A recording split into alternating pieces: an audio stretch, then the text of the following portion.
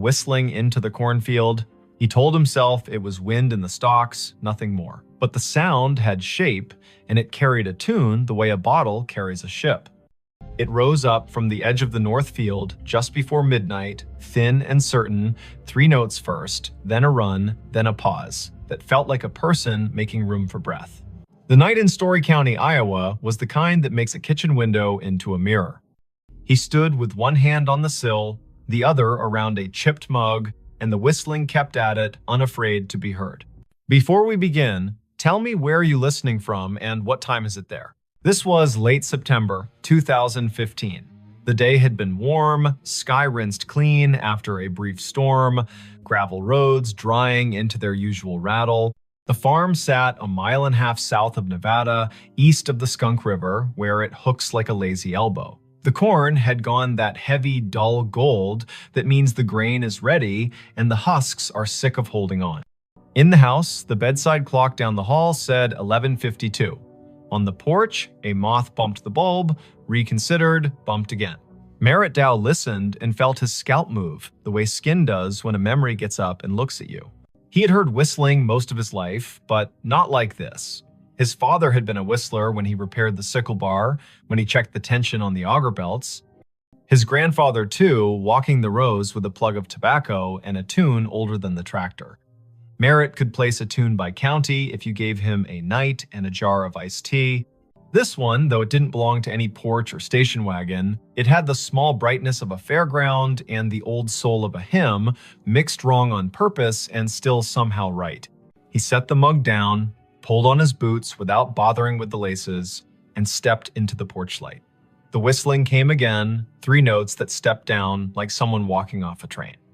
He clicked off the switch. The yard went honest. The gravel drive was a gray river. The corn made its tinny rain sound whenever the breeze remembered its job. To the north, the trees along the fence line held their breath. Merritt had a habit of heading toward curiosity as if it were a calf out past the fence that needed fetching. He took the flashlight from the hook, the heavy kind with a rubber grip, and checked the batteries the way a person checks their pulse. He told himself this was neighbor trouble, or a kid from town testing bravery on a Friday dare. He told himself this was what the night does to grown men when sleep holds them by the elbow and then lets go. He told Dinah, the old collie, to stay. She licked once, turned in a tight circle on the porch rug, and stayed. He crossed the yard, past the big maple that had survived lightning by pretending it hadn't happened, and stepped onto the headland by the north field. The first row took him in like a store's door chime. The stalks were tall and dry, leaves bent into knives. The ground was soft from last week's rain and held his boot prints as if for reference. He waited for the whistling. It came from farther in now, or the rows had changed the way sound bends when it's forced to choose a path. He chose a path. He took row 18, the one that ran with the slight slope and the way water teaches roots to drink. His father had run the planter careful this spring, GPS straight when the signal behaved, by eye when it didn't. Row 18 should have held like a rail, the stalks pressed against his sleeves. The flashlight beam drew clean wood into the dark leaves, bleaching white, silk like old hair, dirt a puzzle of last year's husks, and this year's pennies of mud. The whistling stopped. He stood still. His breath sounded like someone else's in the mask of leaves. He tasted dust. He listened until listening felt like a rope he had to keep from dropping.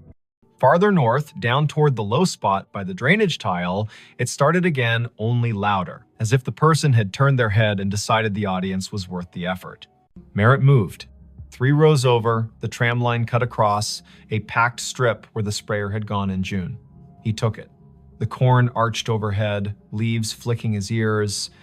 Spiders had slung long theories between stalks. He broke them and apologized in his head. He had walked this ground every day for months, and the ground had said yes like a friend. Tonight, it felt like a cousin, a person who loves you without being sure what to do with you. He reached the low spot. The field dipped and turned its face toward the tile that ran down to the ditch. The air was cooler here, lined with the smell of black earth that keeps secrets for centuries, because that's what it was paid to do. The whistling had gone softer. A trill rose up like someone trying to make light of an apology. Merritt swept the flashlight sideways, The beam caught the blue reflection of something small and glassy. He crouched. A marble. Blue, with a pale ribbon curled inside, half under a leaf.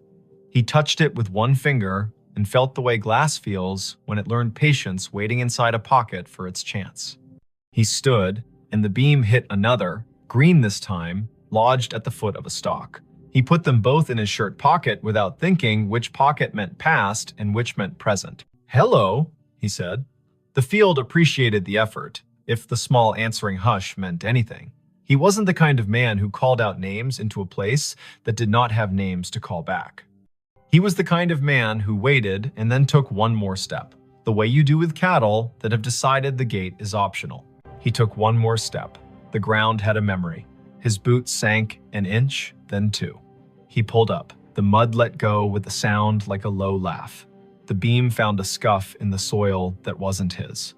It had rained the day before, a polite rain that brightened the world and left. Tracks should be fresh. This mark had a sharpness to it he didn't like. He aimed the light again. The scuff came to a point. Not deer, not raccoon.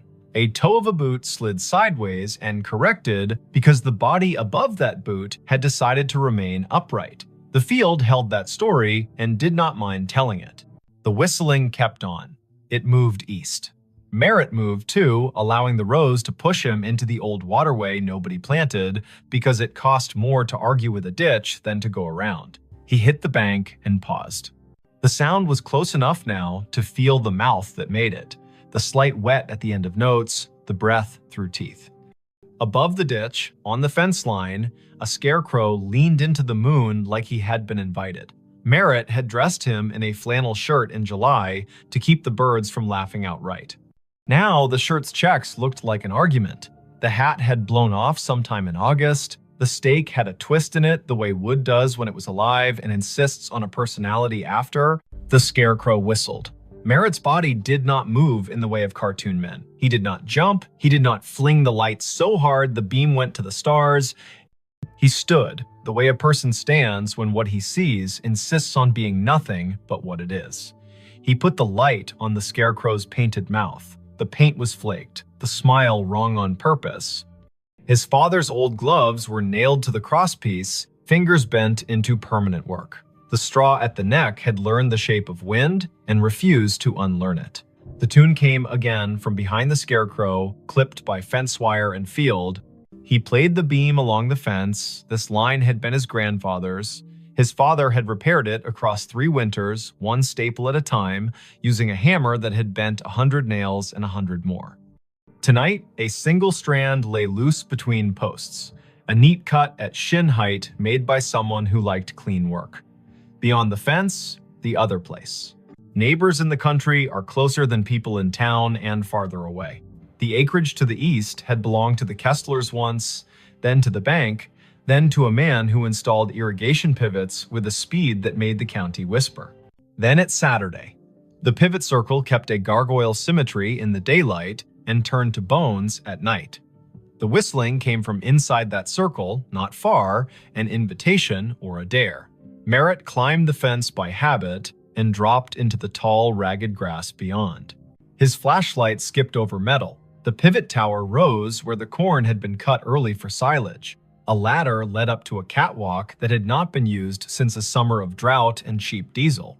The sky put someone else's stars over everything. Under the ladder sat a cooler the color of a toy, lid askew, ice melted into a cold thought. 2 bottles lay on their sides. The labels had lost interest in staying on. He touched one. The glass was warm, warmer than the air deserved. He called out again, a different word this time. Friend. The whistling answered with the same run of notes. He followed the sound around the base of the pivot. His light found Cobb's nod down to the spindle by raccoons with principle. He found a folding chair with only 3 of its 4 screws willing. He found a playing card gone into the dirt, face down forever. He did not find a person. The corn from the other side rustled, a polite cough. He turned. A taller shadow leaned out from where 2 rows had been pushed apart. The flashlight found denim, boots, the hem of a coat cut square. A hand. The skin had the tint of rural men, year-round, sun-washed, wind-scoured. The fingers were long and still. The hand did not wave. "Evening," Merritt said. He stepped closer. The shadow stepped back. The hand slid into the rows, as if hiding from a photograph. The whistling receded down an aisle of stalks, clean and straight as a hallway. He went after it. Later, he would say he never chose to follow, and he would not count that as a lie. The rows insisted. The sound invited. The night did what it always does when a person leaves a safe light and enters a place built to fit bodies only one at a time. It made a mouth and decided whether to swallow or to speak. The field spoke directions in leaves. He followed until the path tried to teach him regret, and his feet refused to be taught. At the heart of the pivot circle, the ground sank another foot. He stumbled once, caught himself against a stalk so dry it cut his palm in a clean straight line. He swore, quietly, with vowels only. The whistling had slowed. It drew out a single note and hung it in the air as if asking him to name it. He named it Unkind. He turned off the flashlight. Dark held him like water does when you slide under and open your eyes. The field went black, then not. The sky had its thin light, the stars arranged their patient omissions. The rows were no longer alleyways, exactly. They were sentences. A breeze moved through and added commas. He stepped forward into a word, then another. The whistling stopped. He waited. He could hear the pivot tower creak, a metal thought adjusting. A truck moved way off on County 18, 3 miles at least. Tires with thick voices, a man's radio too loud in the cab because the night drives its price down for everyone. He waited until the waiting was its own problem. He reached for the flashlight. The beam hit denim again. Close. A shoulder. He yanked the light up and met a face. It was not a face he knew from today. It might have been a face from a photograph under glass at the county fair, past names, eyes poured in. The hat was the wrong cut for now and the right cut for when hats were more than hats. The eyes adjusted to light with the slow patience of a barn cat in a doorway. The mouth held a shape that wasn't a smile and wasn't what comes later. The cheeks were hollowed in, the way working men's cheeks sag when they finally let the day have them. "Don't," the man said, not loud. He lifted one finger the way a teacher does when she'd rather not get stern. "Don't shine." Merritt lowered the beam to the man's chest. The denim had a tag that read, "Kessler in faded thread," as if a mother had stitched it when mud was the usual weather. The man nodded, brief. He put 2 fingers to his mouth and whistled the run again. The note slid under the leaves and came back altered by straw and distance. "Had to see if you'd come," the man said. He did not offer his name. He did not ask Merritt's. The field did the introductions it believed in. The man tipped his chin toward the north, where the ditch had cut a new curve 2 springs ago, and nobody called the county because sometimes you let water take responsibility for its own choices. "Come on, then." They went up Row, across the tram line, down again. Merritt kept the light aimed at boots and dirt, the way you aim swear words when children are sleeping in the next room. The man's hands brushed the tassels as he went, leaving no sound. The field learned him and forgot Merritt in the same breath. They crossed into the neighbor's back 40, and the soil changed, darker and more confident. The rows had more to say here. The whistling would come and go like a small animal, checking the air and disliking it. The man stopped at a patch where the stalks had been storm-bent and then righted themselves out of pride. He crouched, hand out, palm down, on top of a flat stone that had no business on this ground. The stone was square. It held an iron ring in one corner. He tapped it. The sound returned like a jar lid. "Used to be a storm door," he said. "For the root cellar. They built the house up there." He flicked his eyes toward where the stars thinned and the silhouette of a ruined chimney picked its teeth on the horizon. "Tornado took it in '54, you know that." Merritt nodded. He had heard the story. The county leaned on that year. It changed the way people believe in roofs. 3 days after, the man said, setting his palm to the stone like a pledge, "My brother thought he heard whistling here. We believed him because he was the kind of boy who told the truth, even when it meant he had to walk back and fix something. He followed it. Everybody followed it. Men with boots and women with cakes and ropes and tubs and a feeling of the back of their necks being breathed on. We pulled the stone up, we brought lanterns. It goes under like a snake down there. The cellar does. We didn't find anyone. No boy, no breath. Just apples rolling, because that's what they do when people die. Things keep their job anyway. We closed it back up. Weather put a shoulder on it. And now, he stopped. The whistling came, this time from under their feet. It rose up through the stone like a trick, thin and mean and a little proud, a tune that went square, then wandered off the edge. The iron ring shook against its socket with a burr. Merritt felt the hair along his forearms ask for a vote. Now, the man said, it calls people here when it's time. He put his hand on the ring. I'm tired of it calling people here who are not me. He lifted. It did not rise much. The hinge had rusted itself into religion. The man looked at Merritt, not pleading, exactly, not persuading. He looked like a person offering you the end of a sentence the world has been running too long. Merritt set the flashlight down on its base and got his fingers under the corner. The stone was heavy-hearted, more weight than mass, the kind of weight that comes from being asked to hold back a story. They lifted together. It rose an inch, then two. It settled on a ridge of broken brick. The smell answered before the dark did. Apples, old and bitter, work that had gone on without supervision. Cold earth that had kept promises by crushing them. A draft moved across Merritt's knuckles. It took his body down a list to be sure each part remembered what stand means. The whistling ran up inside the gap and out. It had volume now. It wished it had a throat. It would have stopped if someone had blessed the night right then and said, go on to sleep. No one blessed the night. Merritt and the man held the stone a second longer, then eased it down onto a stick propped like a tired knee. The gap held. The dark inside threw itself at their eyes and bounced back, patient. They did not aim the flashlight in, the man would not have it, and Merritt knew enough to trust someone who belonged to a place this much.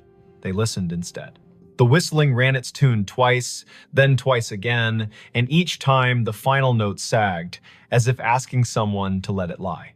Why me? Merritt asked. He wasn't offended by the question. He wanted a reason that could wear a hat. You were the one who heard it honest, the man said. You stayed at the edge of your field as long as you could and still came. Some men run because they want a story to tell about themselves. You came because you wanted to know who to go fetch. Merritt shoved down the part of himself that softened at that. He bent, slid his hand into the gap until his fingertips touched the dirt at the lip. It was cool, the way a basement never loses January. He searched by hand, careful for glass. Nothing but pebbles in the slow grind of last century's lessons. The whistling faltered. It shortened itself and became 3 notes, those 3 notes he had heard at the kitchen window, the 3 his father had bent into the radio between ballgame innings, the 3 his grandfather had used to call a dog that never needed calling. He withdrew his hand and stood. The man had his head down, listening as if his bones were the receiving equipment. He began to hum, not the tune, but a harmony low and uninsistent. The whistling slowed. The cellar air came up wetter than before, fouled for a second by something like breath, and then clean. The whistling stopped. They waited a full minute, then another. Merritt counted, slow, as if a child in a tent had asked him to promise monsters were on vacation. The ground under the stone was a fact again. The man let his harmony stop, the notes settling like a bird on a line, and then choosing not to stay. He knelt and pulled the stick, and the stone met its ledge with a sound like a chest closing. Sometimes, the man said into the calm, it wanted an argument. Sometimes it wanted somebody from back then to say his name and make a promise. It wanted a mother crying on the dirt. It wanted men with rope because rope makes everyone feel helpful. Not tonight. Tonight you came and you didn't carry any of that. You just listened harder than the field wants you to. That's enough. They stood together in the rows until the night got bored with them and went to do what the night does in other places. The pivot sighed and remembered it had bearings, not opinions. The ditch water moved on its way, not fast, not slow, never wrong. A coyote put a sentence into the air and another answered, and both sentences agreed to end where they did. The man tipped the brim of a hat he wasn't wearing and turned back into the corn. His boots made no more sound than a thought that knows its limit. Merritt found his way to his own side of the fence. The cut strand had not healed. Fences need hands. He climbed and dropped into dirt he had paid for with 3.5 decades of rain and frugal Sundays. The scarecrow leaned the same way. His flashlight picked out a nail that had worked proud where a glove met wood. He tapped it back in with the handle, the small sound a hope. On the porch, Dinah lifted her head and thumped her tail twice. He sat on the steps and watched the sky unspool its last thin silk. The clock over the stove in the kitchen read 1:42. A local freight passed through town without asking anyone's opinion. The night had its usual old chair smell. Merritt took the marbles from his pocket and rolled them in his palm. He did not take them in the house. He set them on the porch rail, 2 small moons that decided to belong to weather again. He slept in the chair by the door with the light over the sink left on because he was still old enough to do what his father had done and still young enough to want a reason for it. In the morning, his neighbor from across County 18 pulled into the drive with the casual angle of men who do not use turn signals because everybody already knows where they're going. Otho Vale had the kind of face that had learned to tolerate sunlight and other people's plans. He stepped out, looked toward the north field, then at the porch where the marbles caught the first slant. He paused. "Thought I heard it last night," Otho said, as if they'd been in the same dream and had already agreed on the parts to keep. "I didn't come. I was afraid if I went, I'd bring the wrong thing with me. You go." "I went," Merritt said. He poured coffee into a cup that had chipped the day his daughter drove away, with her car full and her eyes wider than they had any right to be. He handed the cup down. "There's a stone out there. You know it." Otho nodded. "Been there longer than you and me combined. Some things are a door, and some things are the breath you take before you knock." They sat without sitting, Otho leaning on the post, Merritt half on, half off the iron chair that had belonged to his wife's aunt, and squeaked like the first word of gossip. The morning took the night apart and put it away neatly. The field did what fields do after an event. It pretended nothing had happened and invited you to harvest. By 10, the co-op truck rumbled up, the driver wearing the resigned cheer of a man who deals in averages for a living. Merritt walked the headland with him, pointed at moisture readings that lied slightly, agreed to pretend the numbers were written on a blackboard by someone with authority. He did the work. He did it until the work forgave him for wondering what else he might be supposed to do.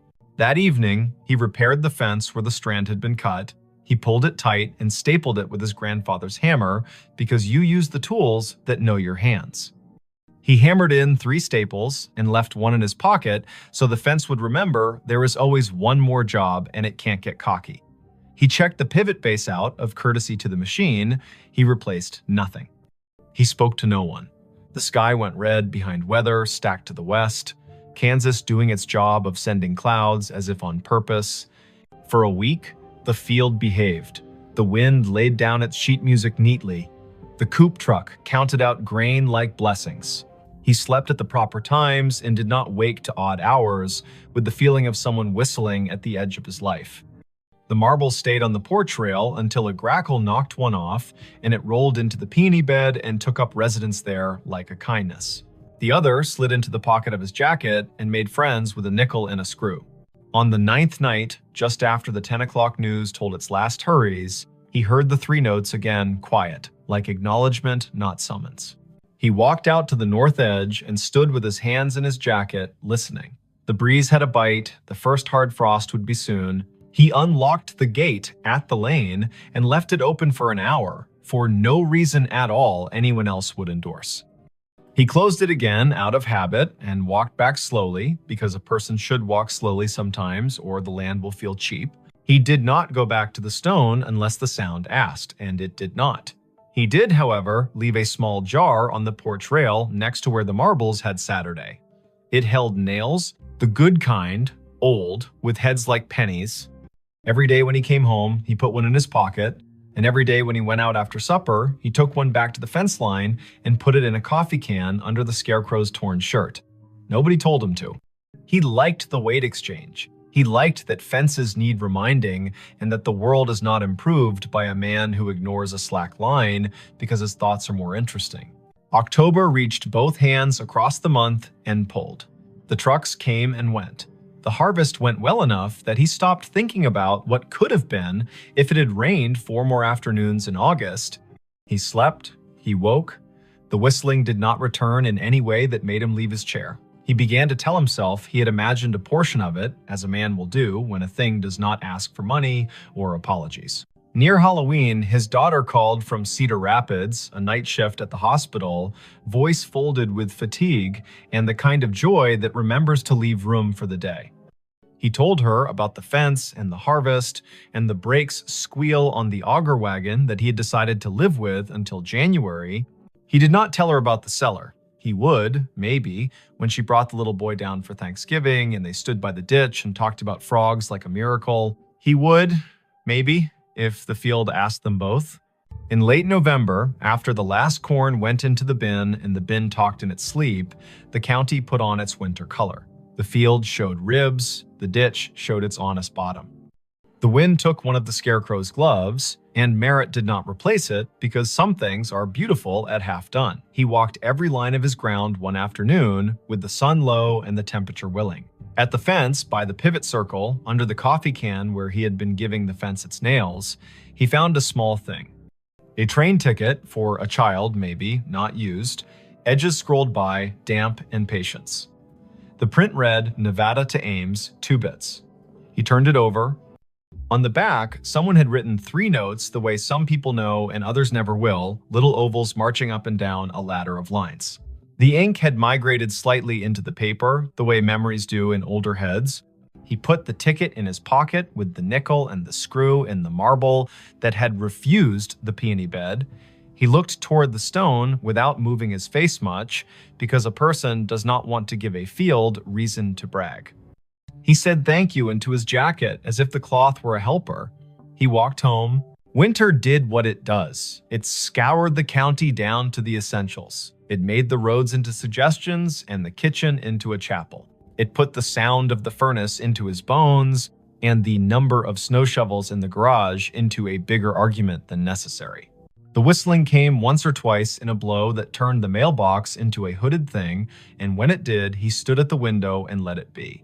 The way you let a neighbor sing one verse of a song you only half like because he is your neighbor, and you hope the reverse is also true.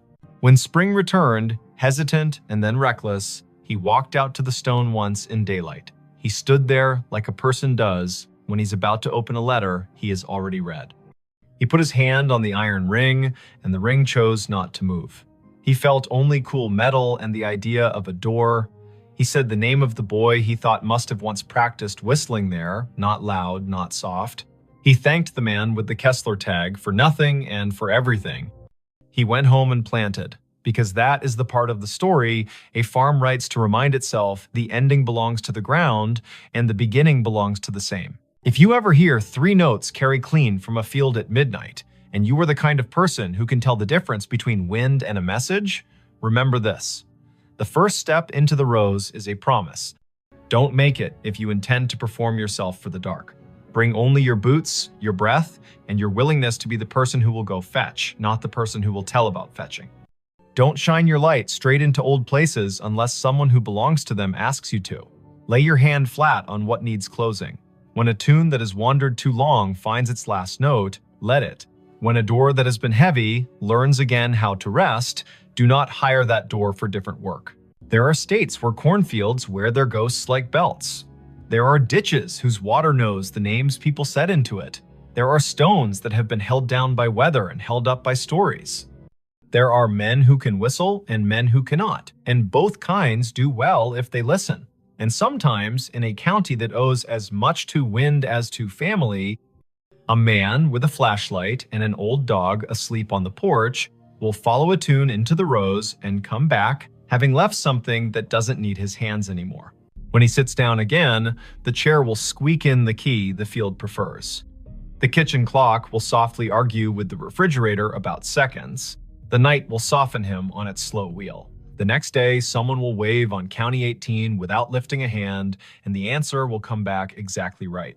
And somewhere beyond the line where 2 quarters meet under a fence, a stone will find it easier to be a stone because 2 men lifted it once, together, and then set it down the way the land asked.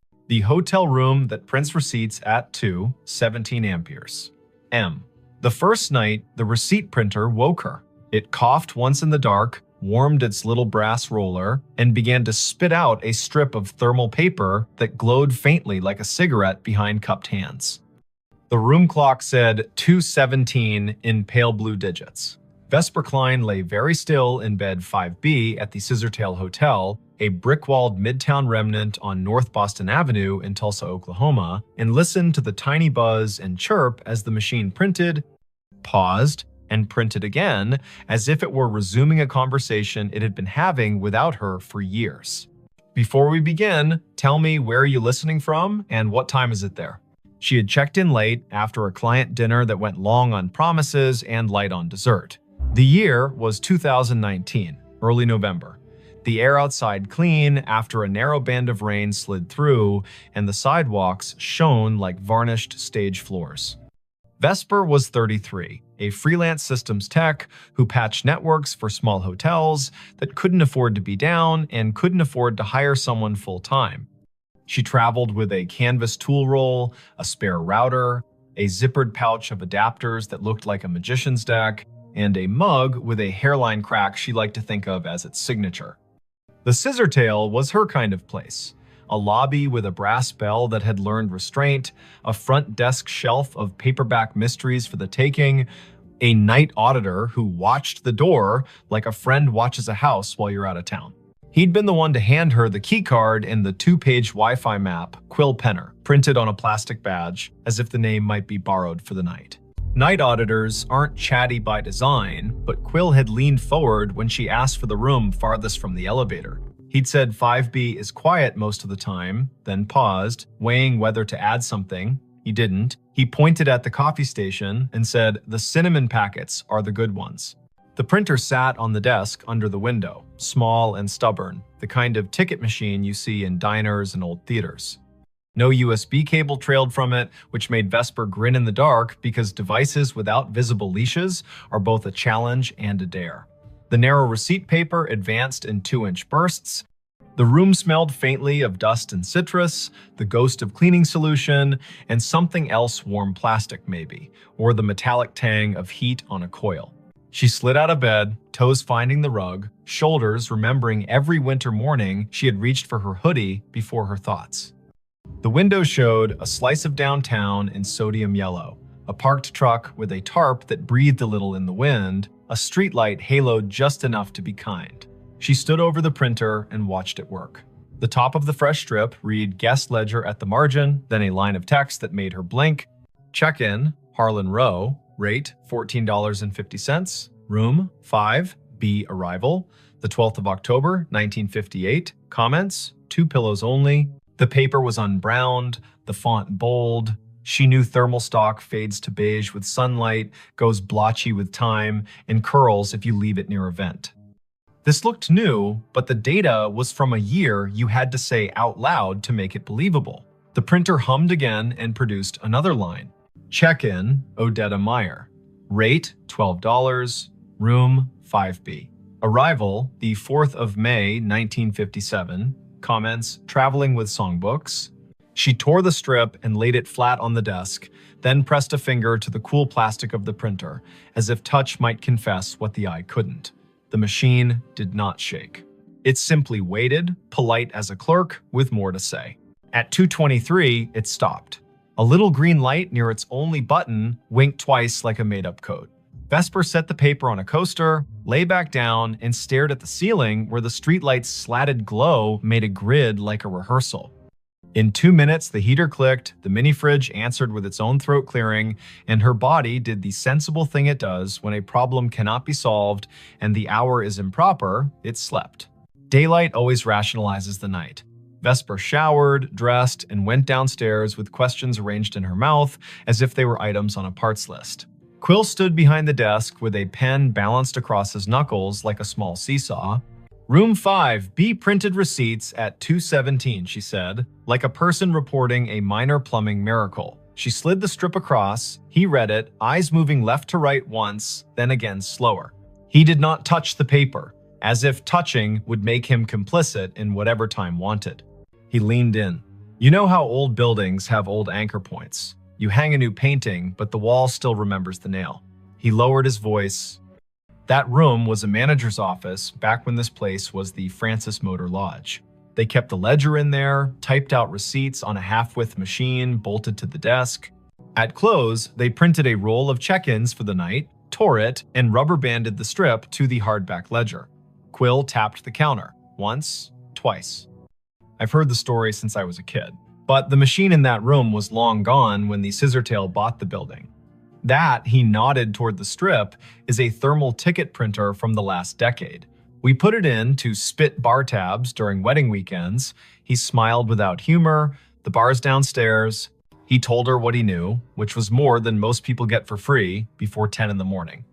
2 nights a month, irregular but stubborn, the printer in 5B came alive at 2:17 and printed names from when the room was an office, and the office took cash, and the cash came with a handshake, and sometimes a song. Housekeeping had tried unplugging it, but the little machine held on to its paper and its green light like a dog holds a ball. Engineering had replaced it with a new unit. The new unit learned the trick too, as if the wire in the wall had a voice. Once, a manager put the printer in another room. It printed in the other room. At 2:17, Vesper asked the question an auditor would ask, "Why 2:17?" Quill lifted a shoulder. Night audit on the old system rolled at 2. The manager, a woman named Adelaine Merritt, he wrote in her diary, he gestured toward the wall where black and white photos of the old Francis hung in frames. The audit took 17 minutes most nights because the room charge calculation was slow. He winked, a habit to soften hard edges. That's what the Haunted History Tour says anyway. My grandmother worked housekeeping here in the 60s. She said Adelaine was the kind of woman who could silence a room by looking at a clock. Quill slid the strip back to Vesper. I don't put much stock in anything that prints on its own. But I don't stay in 5B either. She laughed, but softly. I'm the right kind of superstitious, she said. The kind that believes in loose cables and also in writing down names. She folded the strip, tucked it in her notebook, and promised the front desk a stronger signal on the north wing by supper. Work made the morning sensible. Vesper crawled into the equipment closet on 5, balanced her laptop on an inverted bucket, and watched packets move in tidy lines across her screen. The Scissortails network roamed like a polite guess slow if you needed it to be fast. Fast if you weren't asking. She pushed a firmware update, tuned channel widths, stood on a chair to re-angle a ceiling antenna the way you point your head to listen better. Lunch came from a food truck with a chalkboard menu and a line that made the air smell like cilantro and good intentions.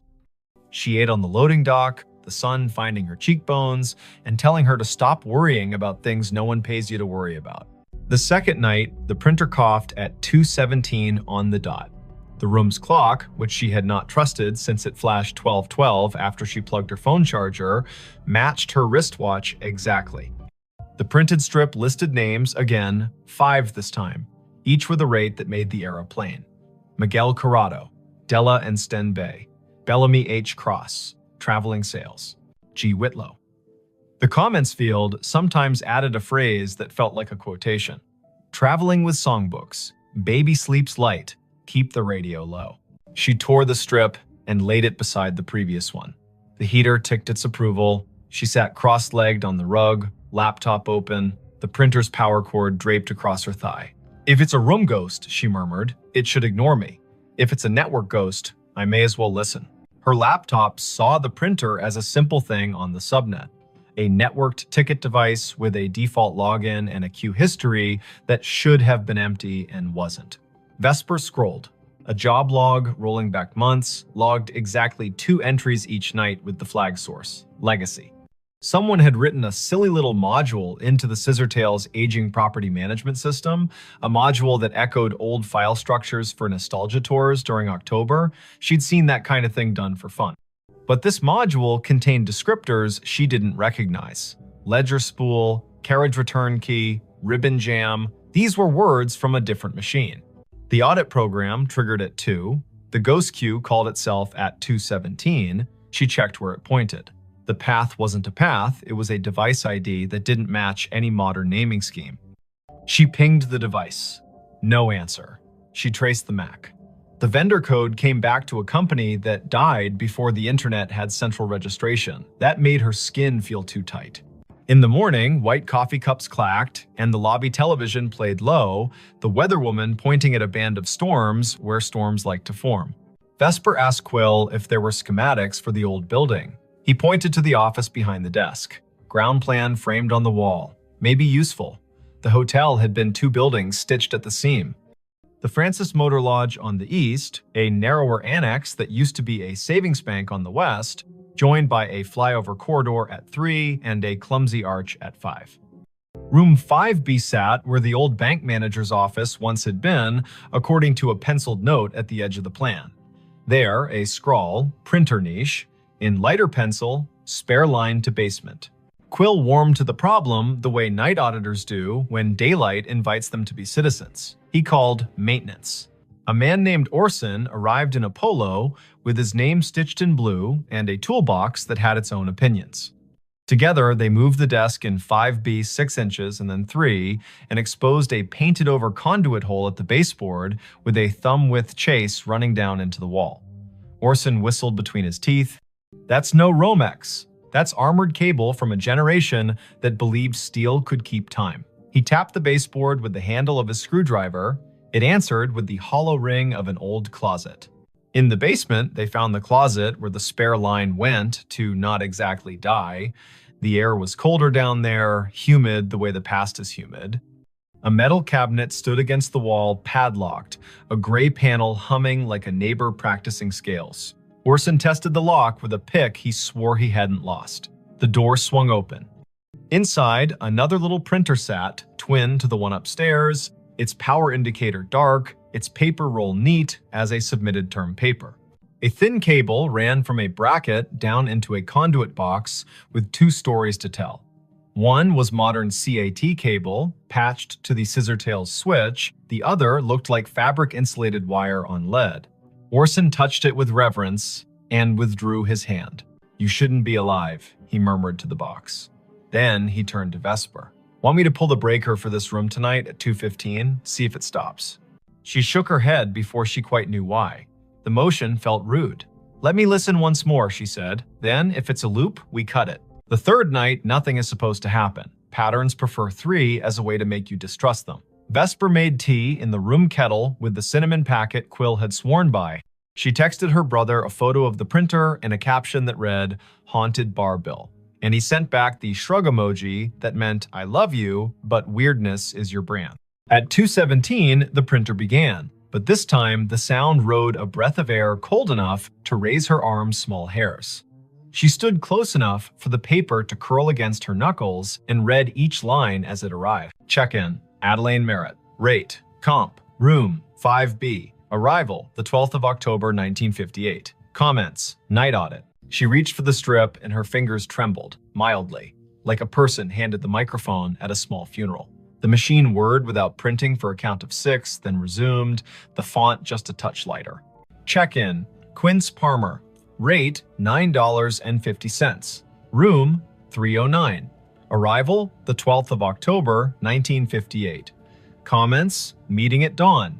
The room held its usual choir, fridge, heater, hallway, ice machine. 2 turns down, but behind it all, she heard a soft clicking. Not printer, not clock.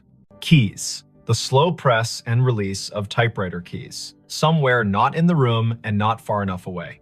She froze, because freezing is a way of letting more senses work. Her body made itself a listening instrument. The keys whispered. Again, 3 strokes. Pause. 2.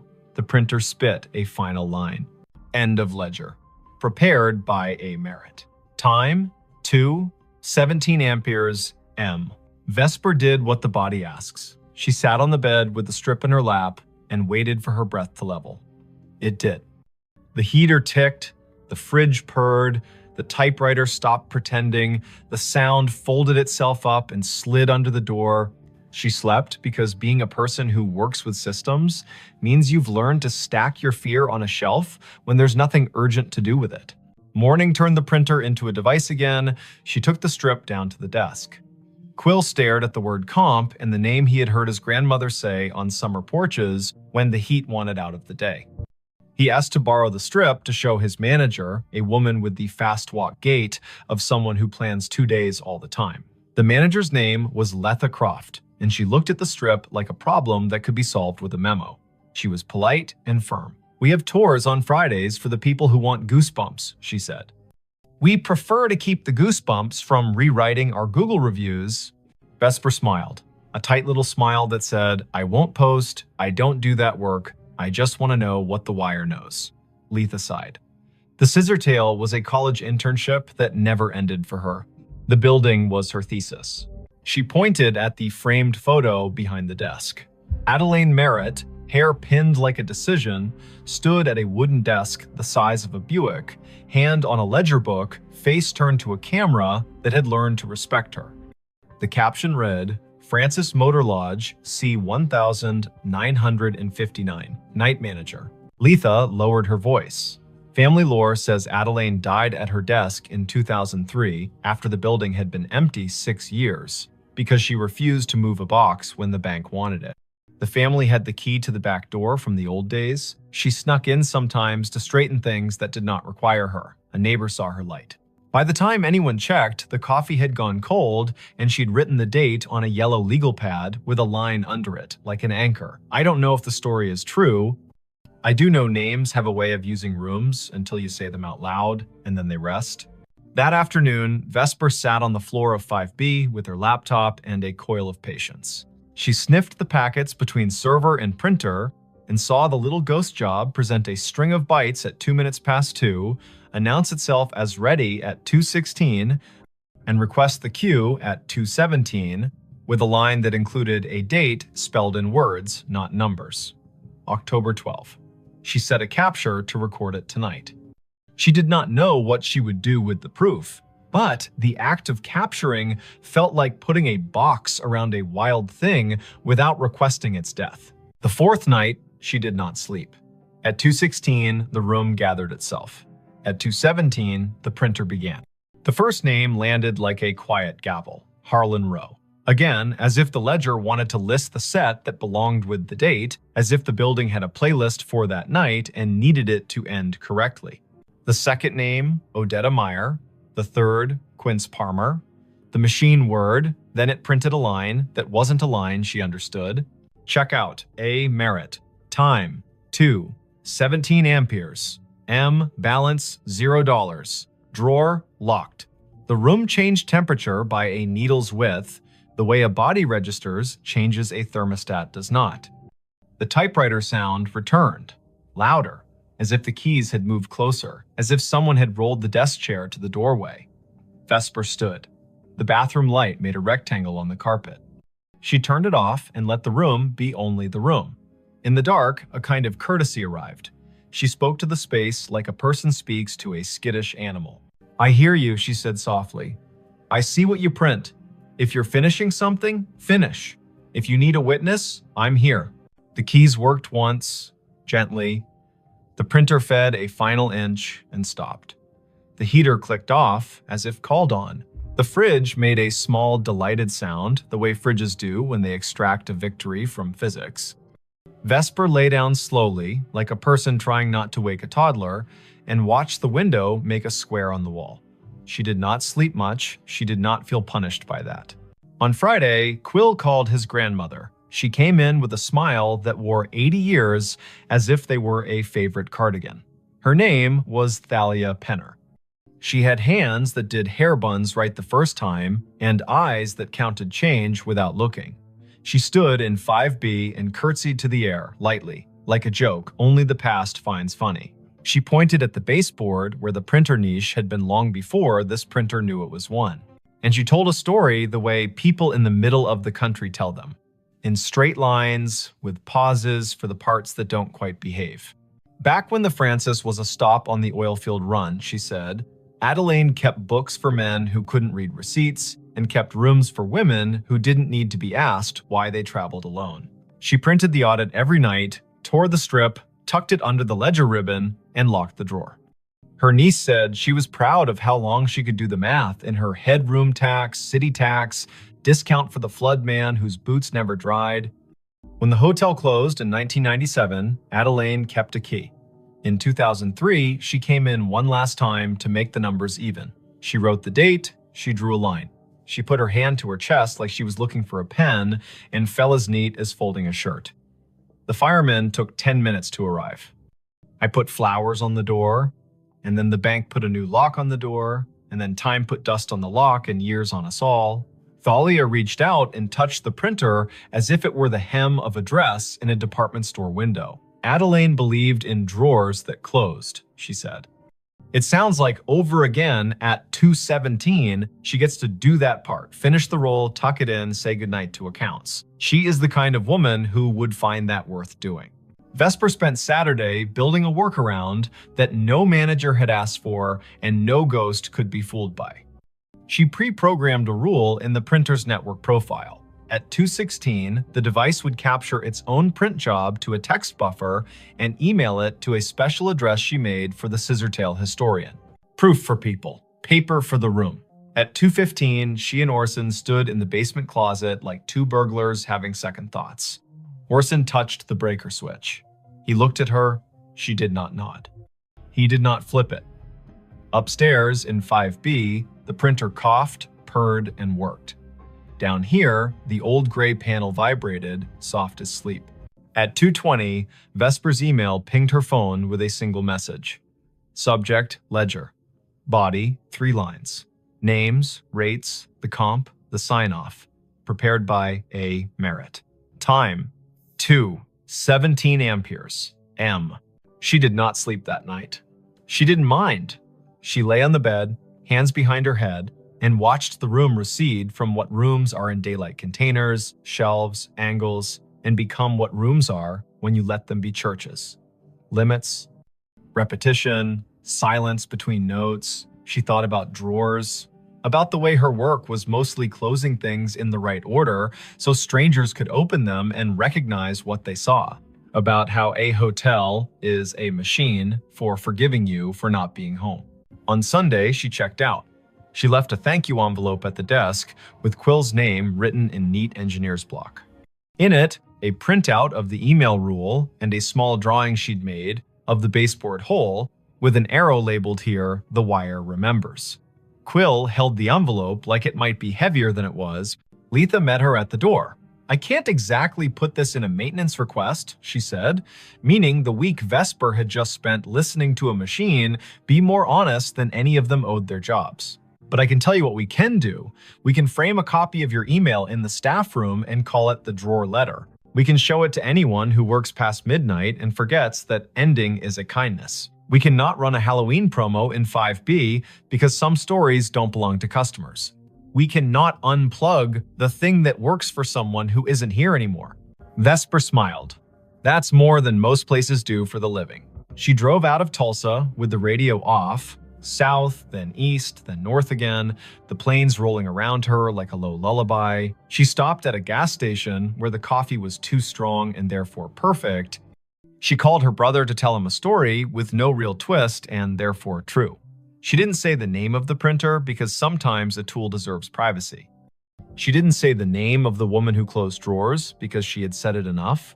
She didn't say 2:17 because she had learned to say it in her head as a kind of vow to be kind to the people who work at that hour. Months later, back in Tulsa for a different job in a different building, she walked past the Scissortail one evening just before Christmas when the lobby held a neighbor party.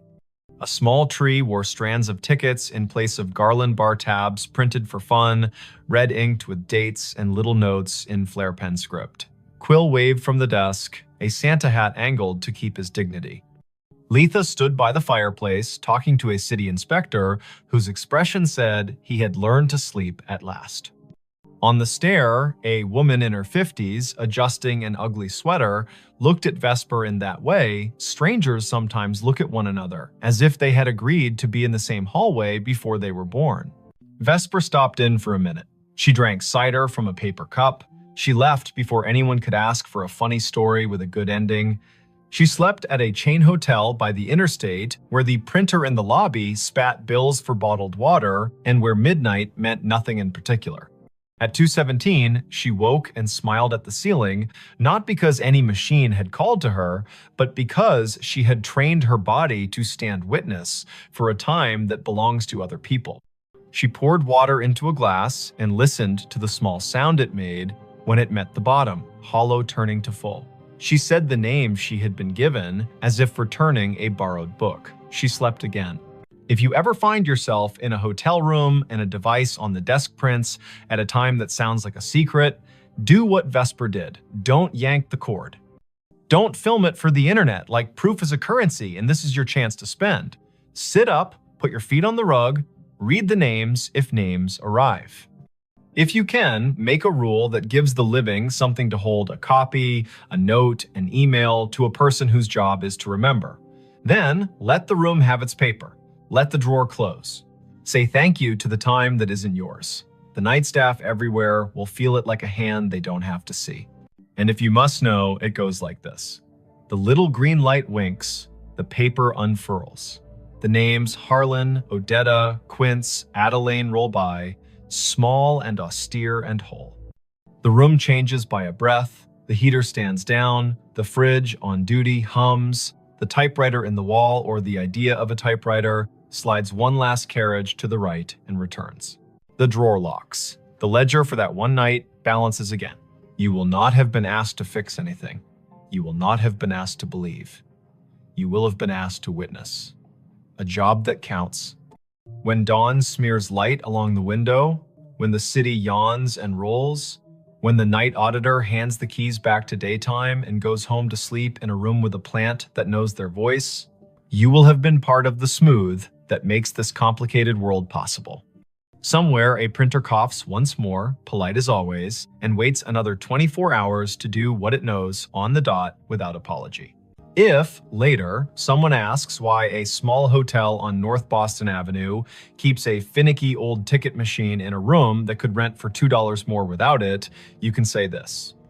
Not every device has to justify itself in money. Sometimes a machine is a ritual. Sometimes a ritual is a receipt that proves someone was here and did their work and went to sleep. And sometimes, at 2:17 in the morning, a woman who once locked a drawer she loved gets to do it again, which is as reasonable a reason as any you'll hear for anything that persists in this country, shaped by roads, rooms, ledgers, and the soft insistence of people who finish what they start. The call came in on a Tuesday at 4:32 in the afternoon, late October. The sun already sliding behind the Blue Ridge, so the hollows of Shenandoah darkened early. Ranger Aislinn Keats was parked at mile marker 47 of Skyline Drive, just north of the Rapidan turnoff, a paper cup of station coffee cooling in the cup holder, and her radio tuned to the quiet channel they used for backcountry check-ins. The speaker breathed. Static arranged itself into a voice that did not sound like any of her crew. Before we begin, tell me, where are you listening from, and what time is it there? Aislinn turned the volume wheel a notch. Out the windshield, the ridge was drawn in crosshatch, oaks and hickories going copper, the sky a pale thing you could scratch with your nail. The voice came again, precise, as if it were reading off a card. Fox Hollow base to any unit on the east slope, child missing, male, age 8, name Harlan Whitcomb, last seen near the Old Stone Spring House above Corbin Run, weather degenerating, Hurricane Hazel expected to push in, winds rising, request all available, time is 16:30, October 14, 1954. The radio clicked off into snow. Then, faintly, the same message, identical down to the breath before the name. Aislinn stared at the handset. Their base was called Piney River Dispatch. Their tower names were Pinnacles and Hazeltop and Big Meadows. No one in the park had used Fox Hollow for decades. Her training cracked its knuckles. She keyed the mic. Piney River to unknown unit. Say again. Who is calling Fox Hollow base? Silence laid itself over the car like a thin blanket. Beyond the glass, a crow moved from one bare snag to another as if demonstrating a diagram. The wind was a steady push from the southeast. Hazel, the word gave the hairs on Aislinn's arms ideas. She stepped out and let the door swing shut. The air had that warm edge you get before a storm that started somewhere else. Leaves chased each other along the asphalt, then lay down. In the trunk lay her day pack, a spare radio, and a copy of a paper map creased along the places everyone folds them. She slung the pack, checked battery levels, turned the spare to scan. The main radio kept its sulk. The spare found chatter from Big Meadows about a flat tire near Lewis Mountain, then returned to quiet. The old voice did not return. Aislinn keyed in to dispatch. Piney, Keats at 47. I caught a transmission, sounds like a vintage call. Reference to Fox Hollow, child missing near Corbin Run, date October 14, 1954. Could someone check the archive on that, see if we have a historical incident report?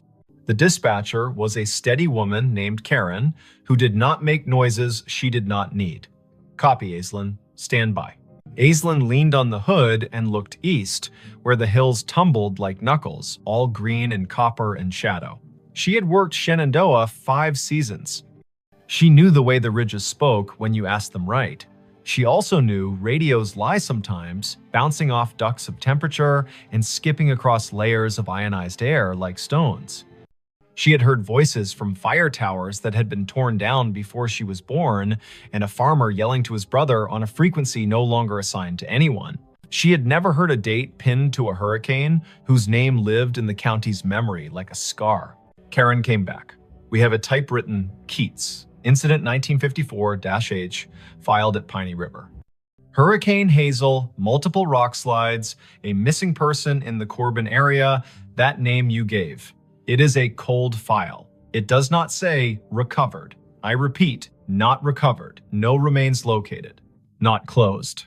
Aislinn pressed the radio to her shoulder until the plastic complained. Copy. Can you send scans to my phone? I'm heading down to the Corbin Run access. If anyone else is close enough to meet, let them know. There was a pause, a little breath that was not static. Karen's voice softened a shade, the way people do when the past finds a way to ask for your time. Sending now. Watch your footing, the trails are a mess of marbles with the leaves down. Want Dupre from Hazeltop on, stand by. Affirmative. Aislinn slung the pack across her back and looked once more at the ridgeline. A truck from Fleet rumbled past, the driver lifting 2 fingers off the wheel in that rural benediction. Clouds had started as a rumor and were now themselves.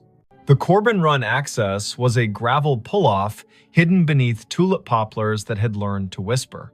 Aislinn eased the truck in sideways and cut the engine. She took the trail with her boots, making small promises to each rock. The stream voiced itself down the hollow knit of last week's rain and this afternoon's melt of a single stubborn snowpatch in a shadow under a ledge. The map told the story of the lower springhouse, a square of stones where water had been convinced to behave.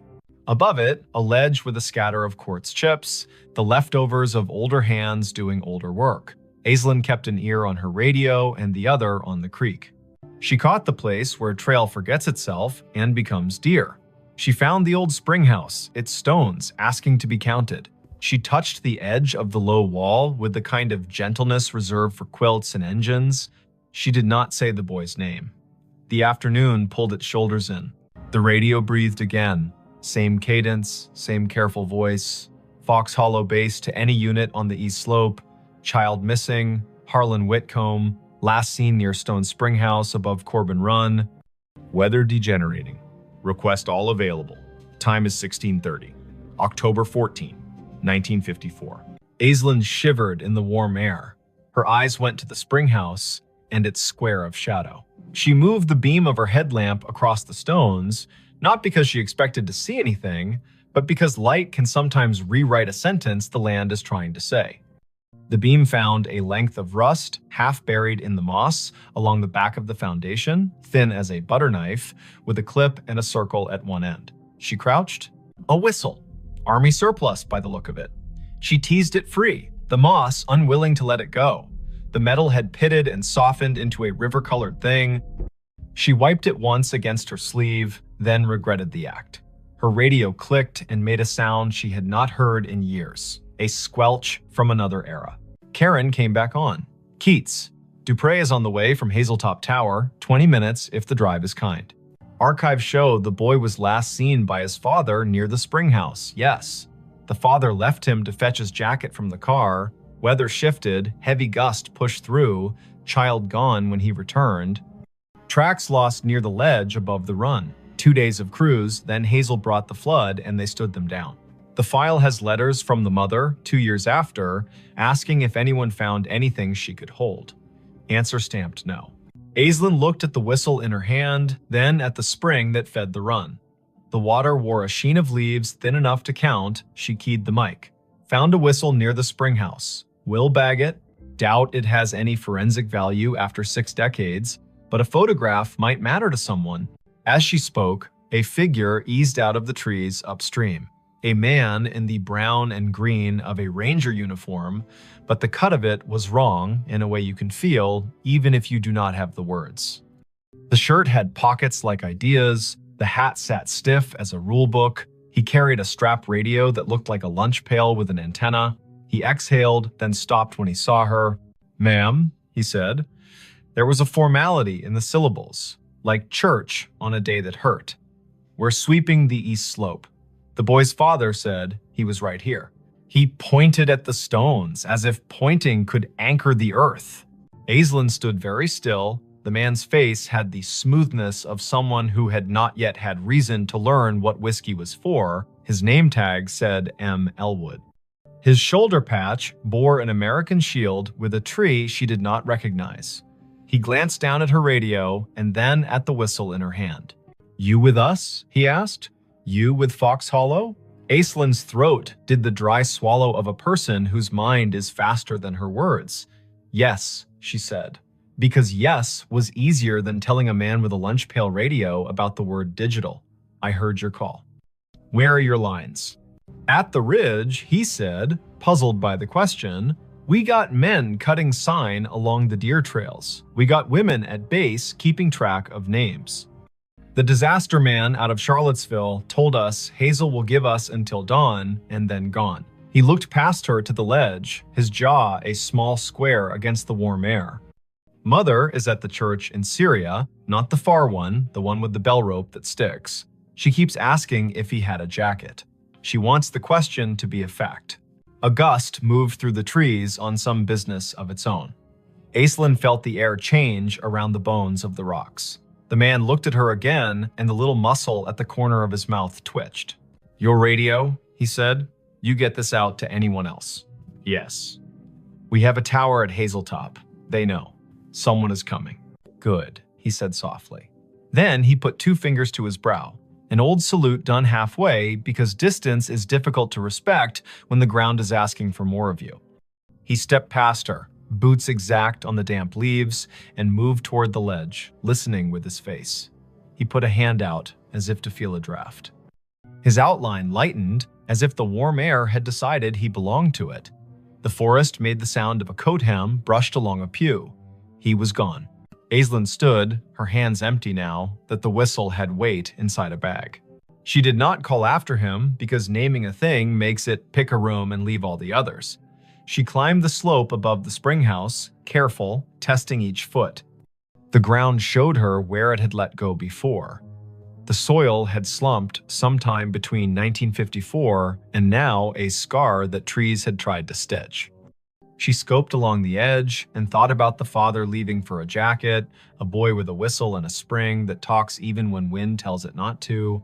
Dupre's SUV nosed into the pull-off as the last of the light left, and the storm made its speech. Jericho Dupre had shoulders like a doorframe and a way of stepping onto ground as if asking permission. He carried 2 headlamps and a calm that turned wind into a task rather than a threat. "You heard it too," he said, by way of greeting. "I did, twice. Then it came again down at the spring house. I found this." She held up the bag. The whistle swung on its string, dull as an old firmament. He took the bag and looked as if it could tell him how to think. He listened. The wind pushed down the hollow. The radio hissed, then thought better of it. He nodded at the ledge.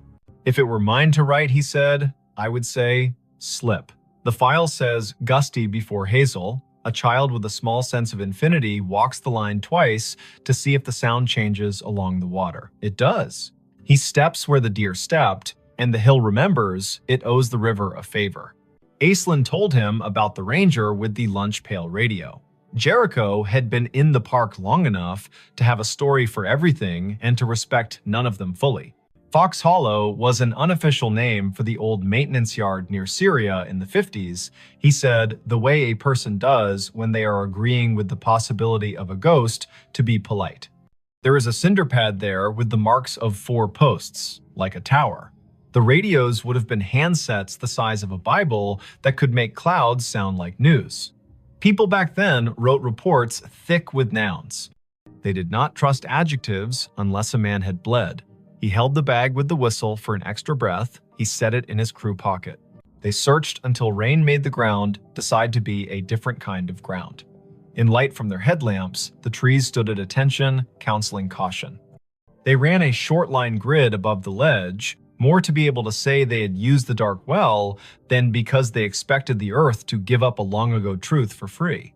At 9, the radios called them home before the lightning made the argument personal. Karen met Aislinn at the office with a printout.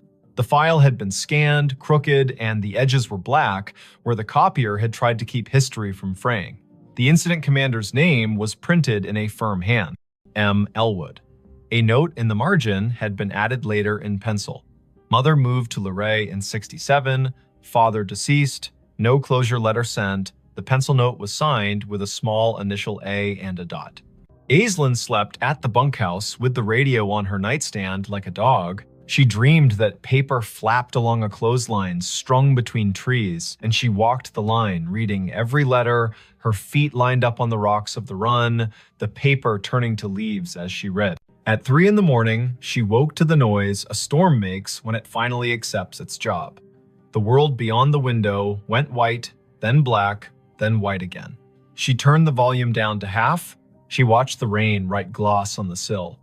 The radio stayed quiet. At 10, the day pulled itself together into rags. Aislinn drove down to Luray to a blue house where the porch had a swing, and the swing had 2 cushions that had learned how to be rain. She had a name from the file and a phone number that still worked, to her surprise. A woman in her 80s opened the door with the careful welcome reserved for officials who might be good news or could be kind even if they were not. "I am Aislinn Keats," she said, ranger with Shenandoah.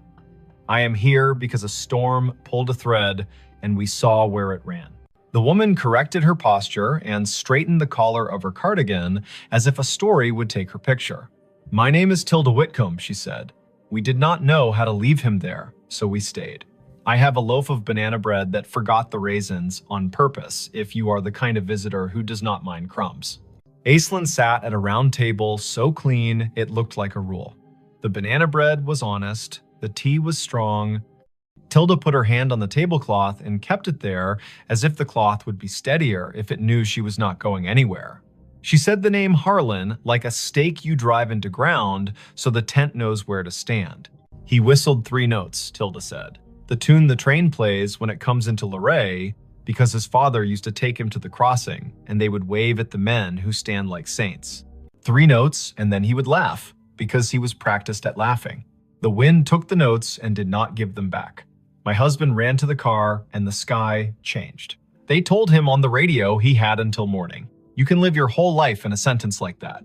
Aislinn put the bagged whistle on the table. The string looped like a sleeping thing. Tilda did not reach for it. She looked at it as one looks at an old photograph that has learned how to move. "I did not get a letter," she said, and smiled small to prove she was not accusing. "I understand how papers behave. I was a clerk before my hands forgot to love the carbon paper. I suppose I wrote a letter in my head every day for 2 years. Then I stopped asking out loud. You cannot keep asking the same question without turning into a different person." The whistle sat, silent, older than most of the kitchen. Tilda looked out the window, and the window looked back.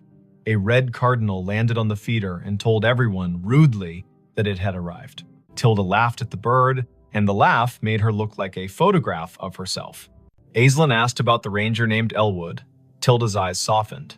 "Martin Elwood went to our church," she said. "He was the kind of man who knocked on the door with his hat in both hands. He brought us a bag of oranges at Christmas and apologized as if the oranges had failed to be children. He wrote the report because that is what he could do, and he built a cinder block box for the tower that was not a tower, and then he got quiet, like men do, when they find out the world can keep a thing from them and they still have to go to work. Back in the truck, Aislinn let the radio hum.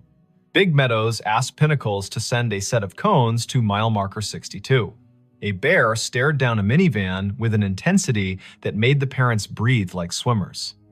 Life had resumed its insistence. She turned the truck toward the old maintenance yard near Syria, the one Jericho half remembered as a place with 4 posts and a name more rumor than rule. There was a cinder pad there for sure, now half invaded by chickweed and ambition. Someone had collected beer cans along the edge and arranged them by brand into a timeline. Aislinn walked the perimeter and crouched at a corner where the concrete had spalled enough to show a rebar smile. She brushed the dirt aside with one hand. A penny lay there. The year was 1954. She laughed, because a park and a story will sometimes give you too many symbols and you have to choose which to be corny about. The wind rose toward evening. The radio stayed in this decade, obedient and dull. Aislinn drove the ridge road, watching the color slide toward Bruce. Back at the office, Karen handed her a thin envelope with a stamped return address that made Aislinn's scalp feel like it had learned something. It was from an amateur radio club in Harrisonburg, a man who had heard the show Aislinn, sometimes called During Slow Nights, the one where listeners told stories of radios hearing the wrong things on purpose. "We pick up oddities when the weather steeps the air," the man had written. "Old distress calls, ham tests bounced off airplane wings, bombers from the 40s practicing." Once, a train dispatch from 1960 rolled through on a rain so thick you could chew it. There are names for this, and none of them explain it. The way I think of it is this: time breathes shallow near storms. If a voice was loud enough once, and the same air returns, you might hear a ghost that is not a ghost. Not dead, not alive, just not finished talking. That night, Aislinn drove down to Corbin Run one last time with a single job. She stood by the spring house and held the whistle. She did not put it to her lips because it belonged to a mouth that had done its work. She set it on the stone in the square of water smell and said a sentence Tilda had given her permission to say. "Harlan, your mother sits with a red bird and forgives the form and the weather. We leave you where you are, not lost now. We know the place that held you. We will name it even if the stone refuses to." Thunder argued with a ridge to the west. Aislinn picked up the whistle, tucked it back into the bag, and snapped the bag shut the way you close a letter you cannot ignore any longer. Her radio breathed and then found words. "Fox Hollow Base to any unit on the east slope. Search secured. Weather has moved us. We will resume when it lets us. Families headed to shelter. If anyone finds a whistle, mark the spot. End of report, October 14, 1954. Aislinn lifted the handset to her mouth and did not speak. The silence she chose felt like respect, not fear. She held the radio until the voice faded into the music of rain. Then she climbed the hill back to the truck. The park wrote its own ending. Winter stripped the ridge to bones. Spring came with its first honest green.